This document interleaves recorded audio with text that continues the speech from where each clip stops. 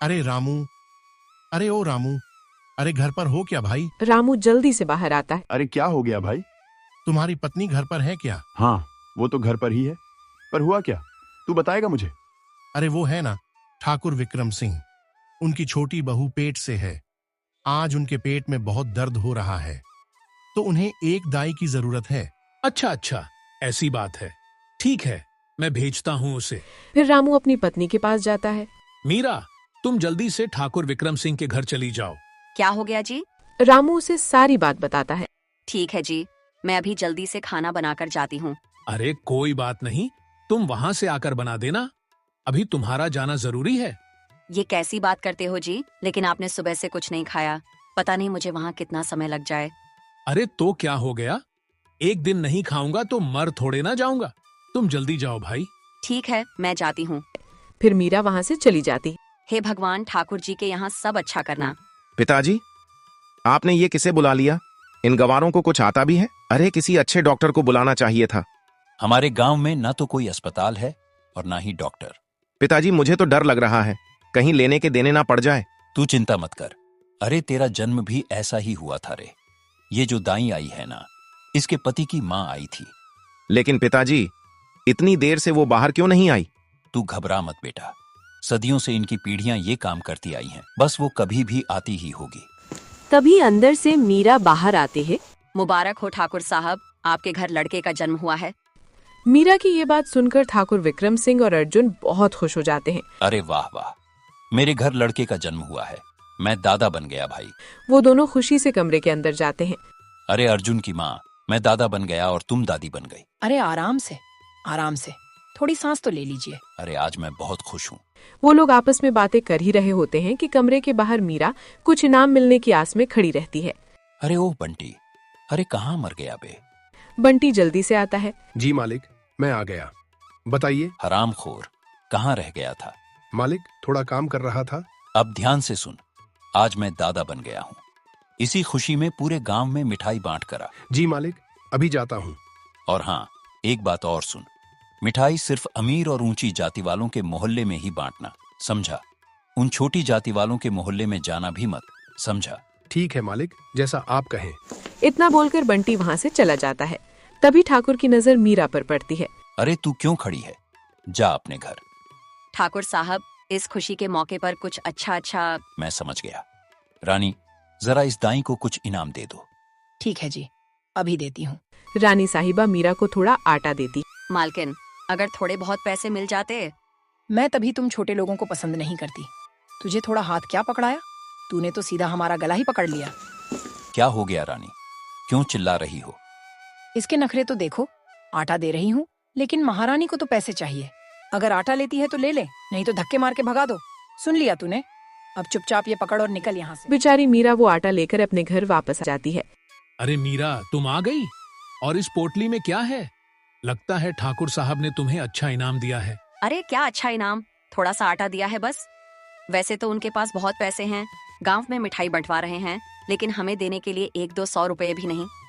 क्या हो गया? तुम इतने गुस्से में क्यों हो? तुम्हारी बात तो सही है, पर कोई बात नहीं, हमारे नसीब में जितना था उतना मिल गया। वो दोनों आपस में बात कर ही रहे थे कि तभी बाहर से बंटी आवाज लगाता है। रामू, अरे ओ रामू, जरा बाहर तो आओ। अरे बंटी, और बता, कैसे आना हुआ? अरे कुछ नहीं, बस मिठाई देने आया हूँ। अरे बंटी, तू क्यों आया? तुझे तो ठाकुर ने हमारे मोहल्ले में आने से मना किया था। अरे उस ठाकुर का जमीर मर चुका है, पर मेरा नहीं, जिसके कारण उसके घर में खुशियां आई हैं। भला ऐसा कैसे हो सकता है कि उसे ही मिठाई ना मिले? बंटी, तूने हमारे बारे में सोचा, यही बहुत है। अब तू जल्दी यहाँ से चला जा। अगर ठाकुर के किसी आदमी ने देख लिया तो तेरे लिए मुसीबत हो जाएगी। फिर बंटी मिठाई देकर चला जाता है। सच कहते हैं मीरा, एक गरीब को एक गरीब ही समझ सकता है। मैं आ गया। आजा बेटा, मैं तेरे लिए अभी खाना लगाती हूँ। माँ, आज तुम खेतों पर मेरे लिए खाना लेकर क्यों नहीं आई? वो क्या है ना बेटा, आज ठाकुर के यहाँ। फिर मीरा उसे सारी बात बताती। माँ, आखिर कब तक हमारे साथ भेदभाव होगा? क्या हम उनसे अलग हैं? क्या हम उनसे कम मेहनत करते हैं? नहीं बेटा, हम उनसे अलग नहीं हैं और ना ही वो हमसे। ये तो सदियों की रीत चली आ रही है। क्या ये रीत कभी खत्म नहीं होगी माँ? होगी बेटा, जरूर खत्म होगी। वो दोनों बात कर ही रहे होते हैं कि तभी रामू आ जाता है।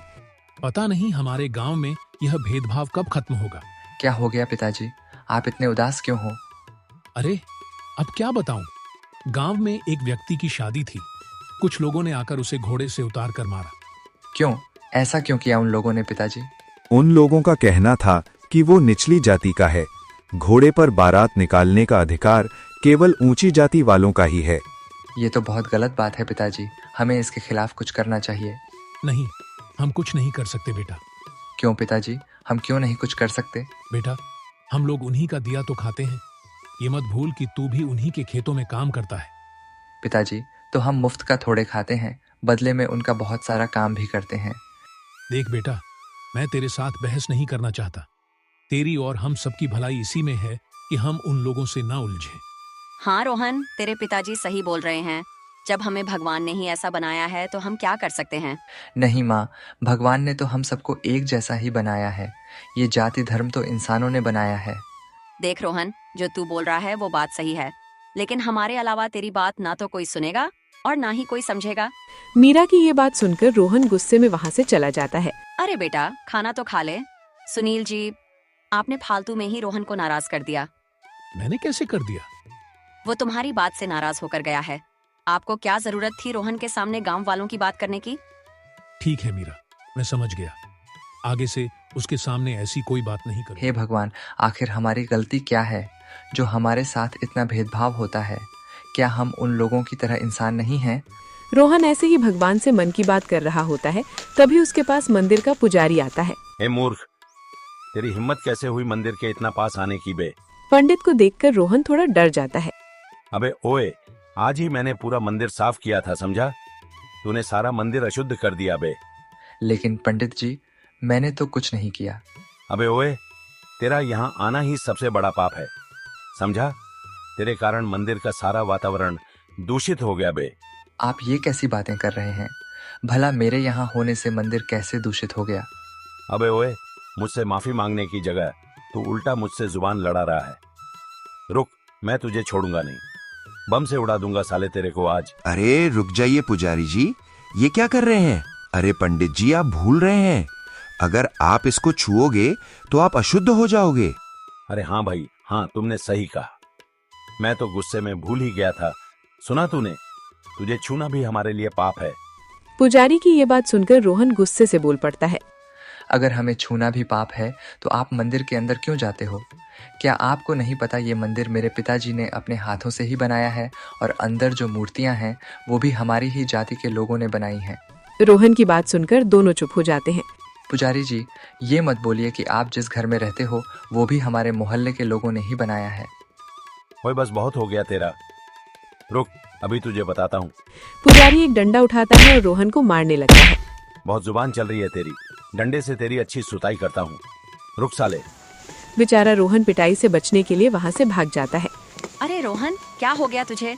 रोहन रोते हुए मीरा को सारी बात बताता है। बताओ, मैंने इसमें गलत क्या कहा माँ? नहीं बेटा, तूने कुछ गलत नहीं कहा। अरे मैंने समझाया था इसको, लेकिन मेरी बात मानता ही नहीं है। देख लिया इसका अंजाम। आप तो चुप ही रहिए जी। एक तो मेरा रोहन पहले से ही घबराया हुआ है, ऊपर से आप भी उसे सुना रहे हैं। अच्छा, मैं खेत में जा रहा हूँ। मीरा, बोल दो अपने लाडले से कि अपने काम से काम रखे, किसी को उल्टा जवाब ना दे। रोहन, तू इनकी बातों पर ध्यान मत दे, पर बेटा तेरे मन में जो भी बात हो बस हमसे करना, किसी और से मत करना। बेचारा रोहन उदास मन से खेतों की ओर निकल जाता है।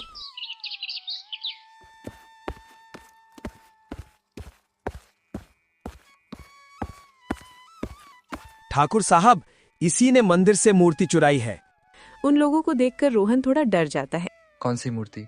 अबे ओए, अब ज्यादा नाटक मत कर, समझा? और सच सच बता दे कि मंदिर की मूर्ति कहाँ है बे? मुझे किसी मूर्ति के बारे में नहीं पता।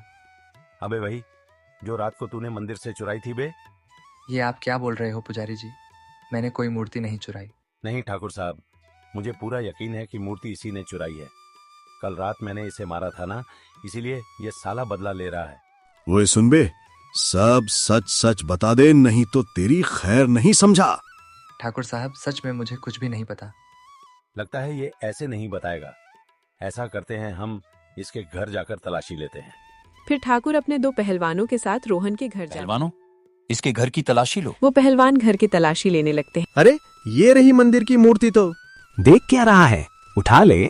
जैसे ही वो पहलवान मूर्ति उठाने की कोशिश करता है, मूर्ति हिलती भी नहीं है। जरा मेरी मदद कर, ये मूर्ति तो बहुत भारी है, मैं तो इसे हिला भी नहीं पा रहा। तू हट, मैं उठाता ले। दूसरा पहलवान भी कोशिश करता है, लेकिन मूर्ति नहीं उठती। अरे क्या हुआ पहलवानों, मूर्ति मिली क्या? दोनों पहलवान बाहर आते। हाँ मालिक, अंदर मूर्ति है। ये सुनकर रोहन चौंक जाता है।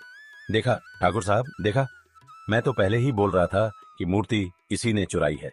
नहीं, मुझे नहीं पता मूर्ति घर के अंदर कैसे आई। चुप कर नीची जाति का। और तुम दोनों को अलग से बोलना पड़ेगा क्या मूर्ति बाहर लाने के लिए? अब हम मूर्ति को उठा नहीं पा रहे। क्या? ये क्या बोल रहे हो तुम? तुम्हारा दिमाग तो ठीक है ना? हाँ मालिक, मैं सही बोल रहा हूँ। मैं नहीं मानता, मैं खुद जाकर देखूंगा। फिर ठाकुर विक्रम सिंह खुद अंदर आता है और मूर्ति उठाने की कोशिश करता है, लेकिन मूर्ति नहीं उठती। अरे ये कैसे हो सकता है? इसका मतलब वो दोनों सही बोल रहे थे। ठाकुर बाहर आता है। ये दोनों सही बोल रहे हैं। मूर्ति उठाना तो दूर की बात है, वो तो हल्की सी खिसक भी नहीं रही। अरे ठाकुर साहब, वो सब हम बाद में देख लेंगे, लेकिन पहले इन दोषियों का कुछ करिए। आपने सही कहा पंडित जी, मैं आज ही इन तीनों को गांव से निकालता हूं। अगर तुम इस गांव में दिखे तो तुम्हें जिंदा जला दिया जाएगा। मालिक, मालिक, ऐसा मत कीजिए। हम कहाँ जाएंगे मालिक?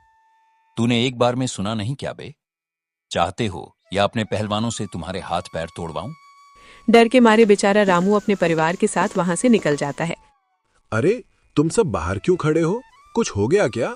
पिताजी, अभी हमारे घर पर डाकू आए थे और मेरे बेटे को उठाकर ले गए। क्या?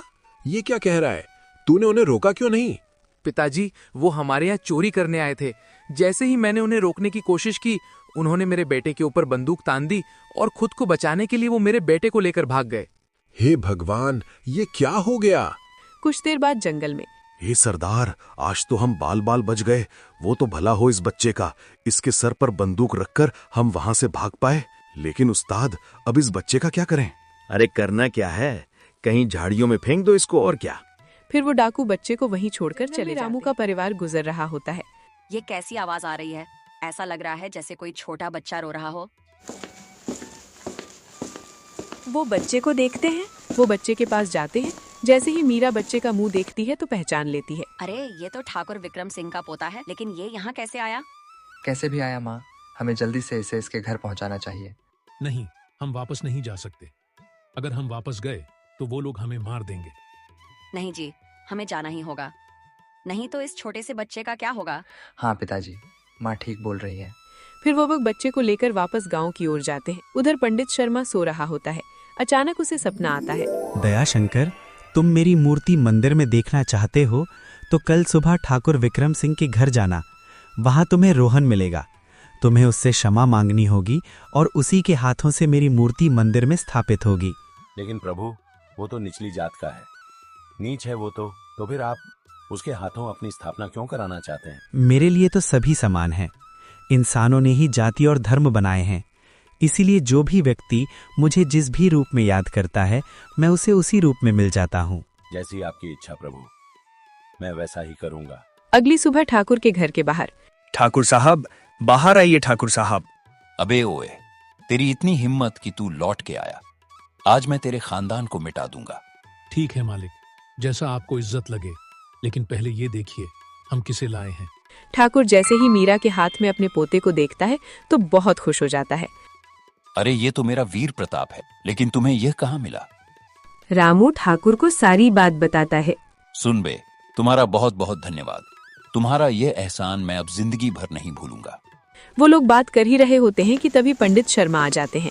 ओ रोहन, मुझे भी माफ कर दो भाई, मुझसे बहुत बड़ी गलती हो गई यार। पुजारी जी, लेकिन हुआ क्या? आप रो क्यों रहे हो? पंडित रात की सारी बात बताता है। अबे ओए, कृपया भगवान की मूर्ति मंदिर में स्थापित कर दे भाई। ऐसी बात है तो ठीक है, मैं जरूर करूंगा। फिर रोहन आसानी से मूर्ति को उठा लेता है और मंदिर में स्थापित कर देता है। इसके बाद इस गांव में जाति व्यवस्था खत्म हो गई, लेकिन हमारे देश में आज भी ऐसी बहुत सारी जगहें हैं जहां आज भी कठोर जाति व्यवस्था है। लेकिन आज जरूरत है कि हम समानता, शिक्षा और मानवीय मूल्य अपनाकर इस विभाजन को कम करें, ताकि हर व्यक्ति स्वतंत्र और सम्मानित जीवन जी सके। ये जरूरी नहीं है कि भगवान हर बार अवतार लें।